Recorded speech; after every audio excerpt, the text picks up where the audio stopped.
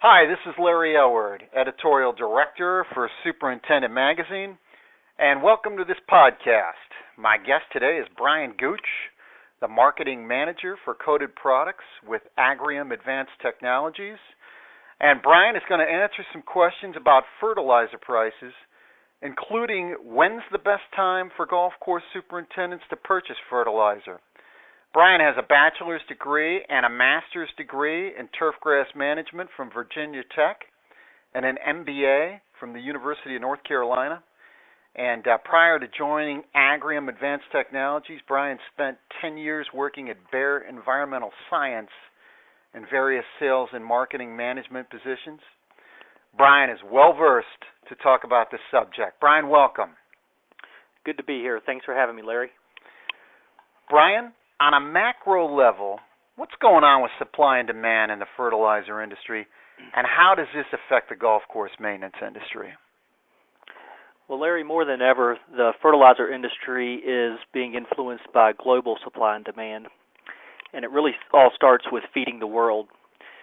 The current world population is around 7 billion people, and it's growing by 80 million people per year, and that means a lot of food is needed, especially in places like China and India, where millions are migrating into the middle and upper class, and as such, they're demanding more meats, fruits, and vegetables in their diet. As fertilizer demand increases, supply becomes more scarce, and of course, that drives up prices. And when we're talking about manufacturing of raw nutrients, being nitrogen, phosphorus, and potassium, this is a very capital-intense undertaking, and all of the basic producers try to closely monitor supply and demand to make sure it's in balance. Mm-hmm. So it really all starts with ag and food production, but it ultimately affects what happens with fertilizer in the turf and golf maintenance industry as well. Mm-hmm.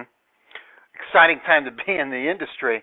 How do these factors you just mentioned influence the price of fertilizer seen in the golf marketplace? In some cases, a country like China will place a tariff on fertilizer exports so that they can keep all the nitrogen in their country for food production. When this happens, it can drive up fertilizer prices in the U.S. and also around the world. Also, fluctuations in commodity food prices such as corn and wheat can also impact supply, demand, and pricing of fertilizer. Today, fertilizer prices are pretty high relative to historical standards. For example, wholesale urea prices are currently in the $500 per ton range. Compare that to a year ago when prices were around $300 per ton. Mm-hmm. Brian, what's on the horizon as far as fertilizer prices? What could superintendents see 6 months, a year from now? Larry, that's so hard to predict. And if I thought I could nail that one, I'd probably go get a different job. Is that right? But, it is just so volatile and unpredictable. And as I mentioned earlier, we're at $500 today and $300 a ton a year ago. But if you look back to 2008, urea got as high as $800 per ton. So you can see it's just really all over the board. Mm-hmm. Kind of like the stock market these days, huh? Yeah, exactly. Brian, is there a good time for superintendents to purchase fertilizer? And should they be looking for signs of when to purchase? Well, in terms of looking for a sign of when to buy, I'd say it's never a bad idea to have a few friends in the farm or agricultural industry. You know, they tend to have more at stake than anyone in their fertilizer purchases, and if they're buying, it probably means you should consider it too.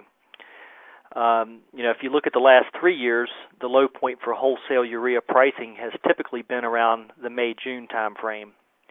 However, you got to think beyond just that time point, because the supply chain and going from kind of raw urea and wholesale pricing, it then has to go to a blender putting it in a bag and a distributor selling it to a golf course, and that can all sometimes take a few months. So what that could perhaps translate to is some of the best deals being in late summer, early fall. Mm-hmm. But it really comes down to working closely with distributors and blenders and asking them for feedback on possible price changes, early order programs, and such. Mm-hmm. Gotcha. And Brian, how can superintendents make their fertilizer budgets last longer? What can they do in their programs to make them more economically sound? I've always said there's no more discerning user of fertilizer than a corn farmer, and many of these guys are now relying on technology-based fertilizers in their programs. Even though these products may be higher priced, these farmers have proven they can grow better crops, use less fertilizer, save money on application costs, and so on. So I'd say, superintendents, they already are doing it. Superintendents have been using technology fertilizers probably longer than anyone, but I think now more than ever is a time to continue doing that. In Agrium we have two products, Polyon and Duration, as examples, but there are many, many more in the industry to choose from.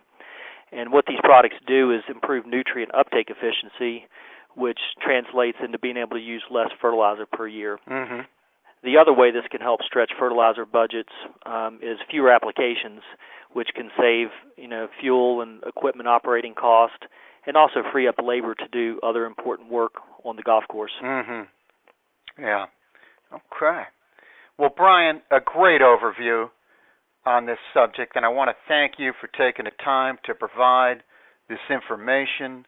I'm sure superintendents are going to take a lot away from this interview.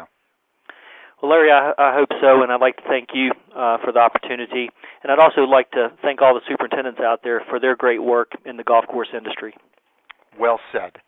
This is Larry Aylward with Brian Gooch of Agrium Advanced Technologies, and thanks for listening to this podcast.